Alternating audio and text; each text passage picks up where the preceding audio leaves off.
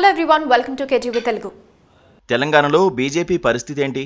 ఈసారి ఎంపీ అభ్యర్థులు ఎంతమంది గెలుస్తారు? సిట్టింగులు ఖచ్చితంగా విజయం సాధిస్తారా? జనంలోనే ఉండే లోక్సభ సభ్యులు ఎందుకు గట్టెక్కలేరు? ఇలాంటి ప్రశ్నలు ఇప్పుడు రోజువారీ వినిపిస్తున్నాయి. అందులోనూ నిజామాబాద్ ఎంపీ ధర్మపురి అరవింద్ విషయంలో ఇప్పుడు ఒక పక్క ఆత్మవిశ్వాసం, మరోపక్క అనుమానం కలుగుతున్నాయి. బీజేపీ హుషారు మీదుంది. ఎక్కడా దూకుడును బయట కనిపించనివ్వకుండా చాప కింద నీరులా పనిగాని చేస్తోంది. ఇతర పార్టీలు ఆలోచనలో పడి ఉండగానే గుట్టుచప్పుడు కాకుండా ఎన్నికల శంఖారావాన్ని పూరించేసింది. అభ్యర్థుల ఎంపికపై అధిష్టానం కసరత్తు కొనసాగుతుండగానే కొందరు అభ్యర్థుల విషయంలో స్పష్టత రావడంతో వారు నియోజకవర్గాల్లో ప్రశాంతంగా ప్రచారం చేసుకుంటున్నారు. పైగా నలుగురు సిట్టింగులకు టికెట్ ఖాయమని సంకేతాలు అందడంతో వాళ్లు ప్రజల్లో ఉండేందుకు ఎక్కువ సమయాన్ని కేటాయిస్తున్నారు. అందులో నిజామాబాద్ ఎంపీ ధర్మపురి అరవింద్ ముందు వరుసలో ఉన్నారని చెప్పక తప్పదు. నిజామాబాద్ పార్లమెంట్ నియోజకవర్గంలో సంస్థాగత వ్యవహారాలను చక్కదిద్దుతున్నారు. తన ప్రత్యర్థులెవరో ఇంకా ఖరారు కాకపోయినప్పటికీ అందరికన్నా ముందే కార్యక్షేత్రంలోకి దిగారు.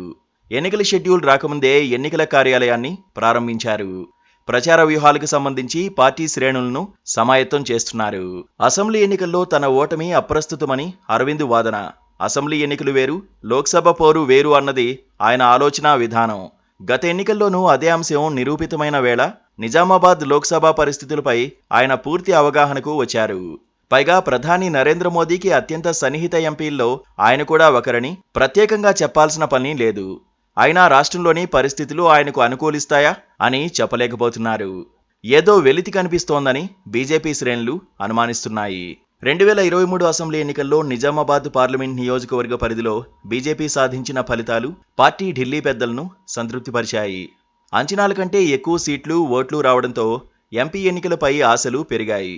కోరట్లలో పోటీ చేసిన అరవింద్ ఓడిపోయినప్పటికీ నిజామాబాద్ అర్బన్లో ధన్పాల్ సూర్యనారాయణ గుప్తా, ఆర్మూరులో పైడి రాకేష్ రెడ్డి విజయం సాధించారు. నిజామాబాద్ రూరల్లో దినేష్ కులాచారి, బోధన్లో మోహన్ రెడ్డి గట్టి పోటీ ఇచ్చారు. ఓవరాల్గా నిజామాబాద్ పార్లమెంట్ నియోజకవర్గం పరిధిలో 2 ఎమ్మెల్యే సీట్లు గెలుపొంది 3 లక్షలకు పైగా ఓట్లు సాధించడంతో బీజేపీ గ్రాఫ్ పెరిగింది. వాస్తవానికి 7 అసెంబ్లీ స్థానాల్లో అరవింద్ సూచించిన వారికే టికెట్లొచ్చాయి. ఆయన అనుచరులే బరిలోకి దిగారు. దీంతో వచ్చిన ఫలితాలకు సంబంధించిన క్రెడిట్ కూడా అరవింద్కే దక్కింది. ఈ క్రమంలోనే పార్టీలో సంస్థాగత మార్పులు కూడా చేపట్టారు. పార్టీ జిల్లా అధ్యక్షుడిని మార్చేశారు. బస్వా లక్ష్మీ నర్సయ్యను తొలగించి తన ప్రధాన అనుచరుడు దినేష్ కులాచారిని జిల్లా అధ్యక్షుడిగా నియమించారు. అనేక మంది సీనియర్లను కాదని ఈ మధ్యే పార్టీలో చేరిన దినేష్కు జిల్లా సారథ్యం అప్పగించడంపై ఎవరేమన్నా అరవింద్ పట్టించుకోలేదు. మరోవైపు ఎన్నికల్లో ప్రభావం చూపే కుల సంఘాలతో భేటీ అవుతున్నారు. ముఖ్యంగా పసుపు బోర్డు సాధించడంతో అరవింద్ను టార్గెట్ చేయడానికి రాజకీయ ప్రత్యర్థులు మరో మార్గం వెతుక్కోవాల్సొస్తోంది. అయితే స్థూలంగా రాష్ట్రంలో పరిస్థితులు అరవింద్కు అనుకూలించకపోవచ్చన్న చర్చ కూడా మొదలైంది. ఎందుకంటే కాంగ్రెస్ ప్రభుత్వం అధికారంలోకి వచ్చినప్పటి నుంచి ప్రజారంజక పాలన అందిస్తోందన్న మంచి పేరు తెచ్చుకుంది. 6 గ్యారంటీలు అమలు దిశగా వెళ్తున్న అడుగులు కాంగ్రెస్ పార్టీకి సరికొత్త ఆక్సిజన్ ఇచ్చాయి. మహిళలకు ఉచిత ప్రయాణం లాంటి నిర్ణయాలు గ్రామాల్లో కాంగ్రెస్ పట్ల అభిమానాన్ని పెంచాయి. దాంతో అరవింద్కు ఈసారి బీఆర్ఎస్ కంటే కాంగ్రెస్ నుంచే ముప్పు ఉందని అనుమానిస్తున్నారు.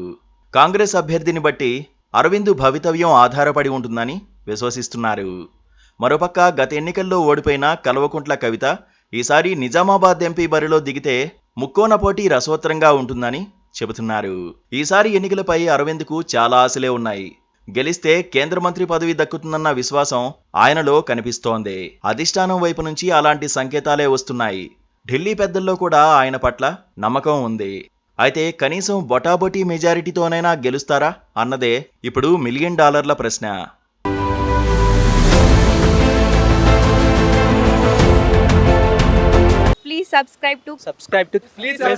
Please subscribe to KTV Telugu. KTV Telugu. KTV Telugu channel.